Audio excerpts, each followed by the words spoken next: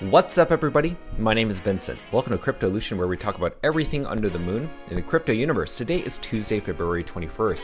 In today's video, we're going to be talking about two Solana NFT collections, but just not those Solana NFT collections, because they have actually branched off and started a new NFT collection.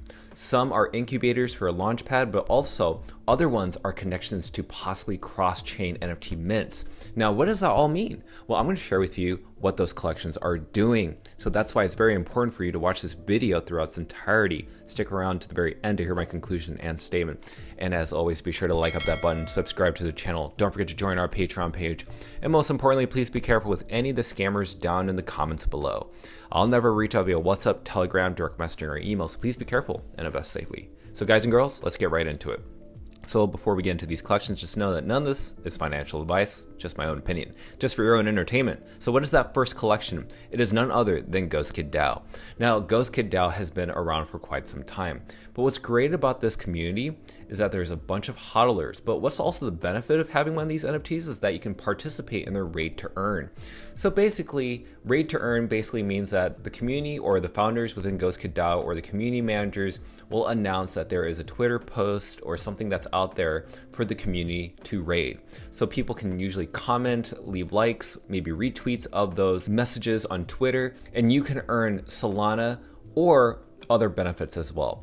So that's what's really great about this community and why it's been traded at over 178,000 Solana trading volume, which is absolutely astonishing. So just know this, that they have a roadmap that's actually been released. Now this was back on November 13th of 2022. So this is just actually a few months after. So this is quite some time.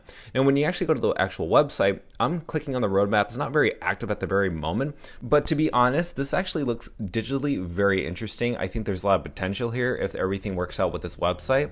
But also keep in mind, if you do buy one of these NFTs, I did mention the raid to earn.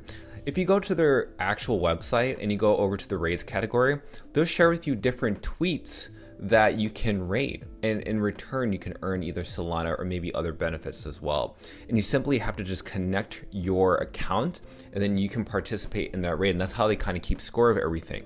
But here are some things that the community has done with earning their rewards from raiding, and this is something for you all to kind of understand because these are holders that are doing this. Now, this person had a weekly payout by GhostKid Dao, and what he did with his Solana, which he earned around 0.33, which is to me actually a good reward to earn roughly around $7 at the time of this recording, because that's where Solana is roughly for 0.33. So earning $7 just to comment, retweet, or just share a message on that Twitter is actually quite rewarding. This person swapped their Solana for Boo token. So right when they received it, they swapped it for a Boo token. Not only that, there's another person. Now Joshua also did the exact same thing. He earned around 0.34 Solana and swapped it for Boo token. So there's something here around the Boo token, something around the value around Boo token. Maybe Boo token can help you get something. Well, maybe it's this. So what happened was there was a second collection called Anon. Now this is a collection that was available for whitelist people in the GhostKid Dao community. What does that actually mean? So there are different tiers for minting stages. So when Anon was released, the people who were first able to mint this collection were people who had Boo tokens. So it's possibly why a lot of people swapped their Solana for Boo tokens, because you can literally buy this NFT and mint it using the native Boo token. And so as you can see here, you know, we've seen the prices of Anon kind of fluctuate up and down for this NFT collection, but nonetheless, it's actually kind of cool. So this collection did end up selling out completely, its whole 10,000 collection. And the GhostKid Dao is heavily involved in this project as well, meaning that the community is really supportive of this. Now, I don't know if GhostKid Dao is actually affiliated with Anon. They could be just two separate entities, which I do believe is true. But again, leave a comment down below if I'm wrong. But nonetheless, the GhostKid Dao community supports this collection, which means that possibly this collection can do really well. And if you don't know, there's different factions within this. So for instance, if you see these masks, this one's called the Ryu. Then we also have the Hero. And then we also have the Osamu. Next up, we have Kota. And last but not least, we have Miyuki. So these are the different traits within these NFTs within Anon. So that's why I think GhostKid Dao is just at the very forefront. This is just the start. They could use Boo token for their next NFT collection. And literally all you have to do is stake your GhostKid Dao to earn yourself Boo token. So you don't actually have to spend money. And all you need to do is literally stake your NFT to earn yourself Boo token as passive token income, and then using that token to then purchase or mint another NFT. Who knows? There's going to probably be another project after that. So that's really bullish in my opinion in terms of GhostKid Dao. Now, next up, what's the second collection? It's called Gothic Degens. Now, Gothic Degens has been around for quite some time. 104,000 Solana trading volume, which is bullish in my opinion. A healthy size collection, around 4.4 thousand total supply, around 1,100 unique owners, only 262 of these NFTs on the floor. Now, why am I bringing this NFT collection up? Because if you buy one or more of these NFTs, this is what will happen. Now, this was announced just on February 19th, just 2 days ago.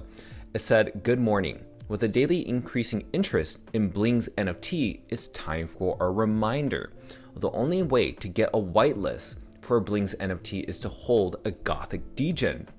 Now, every Gothic Degen you hold equals a whitelist for a cheaper price than the public mint, because we do know that public mints are much pricier than it is for a whitelist mint. So having a whitelist spot basically allows you to be the first come, first serve person to get one of these NFTs before the public gets it, but also you get a discount. And that the first snapshot will happen soon. So this actually hasn't happened yet based on what I'm seeing right now. Now you must be wondering what the Bling's NFT is. So this was kind of released on their Bling's Twitter page. If you haven't already, be sure to follow them. But on the Bling's NFT page, you'll see that this is a sneak peek of what the NFT could look like. So far, it looks like it's animated, has a really cool background, but we don't know as of yet. So why is this really intriguing? Well, if you go to their actual white paper, they know that people don't tend to read their white papers, so they made it really easy for us to understand. So let's go and check out this white paper. What are some really great benefits? There's two things. Free cross-chain mints, free, keep that in mind. And number two, gamified leveling up system.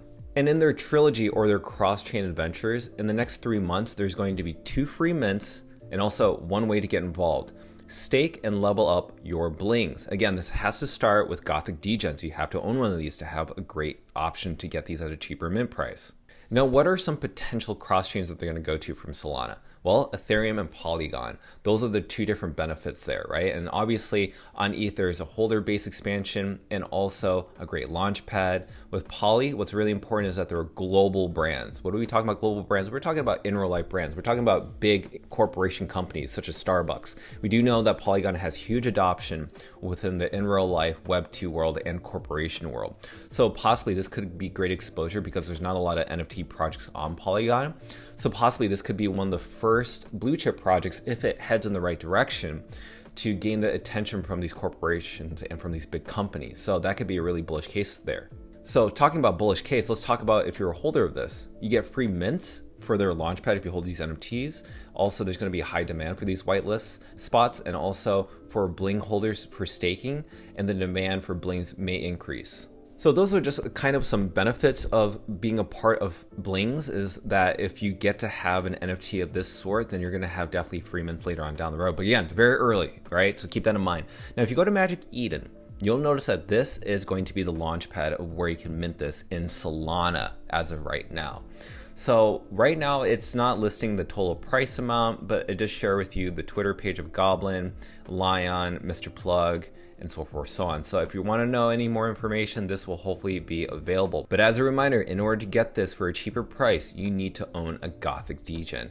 And Gothic Degens is actually quite a fan base of people. There's a lot of builders within Solana that do support this project. Even Frank from DGod supports this project as well. And if you didn't know, he's actually following Blings, the NFT collection. So he's absolutely keeping in mind maybe holding his Gothic Degen, staking it, but also keeping in mind he's going to get and be a part of the minting stage. So with that said, as a conclusion and statement, those are your 2 NFT collections you need to keep in your radar, because in conclusion of my own thoughts, I think having exposure to these collections is quite good because you're gaining access to these other collections as well. GhostKid Dao could definitely start another NFT collection through their launchpad using Boo tokens. So that's actually a great thing in my mind, why the price tag and why the floor price of GhostKid Dao is doing really well. And for Gothic Degens, it's quite early, but the snapshot has not happened yet. So you can definitely get some exposure there and get ready for blings, because who knows what the mint price is going to be. But also you can always watch from the sidelines on both of these collections just to observe and do your own research, because again, you have to be educated and informed on these types of things. So with that said, let me know your comments down below on both YouTube and Twitter.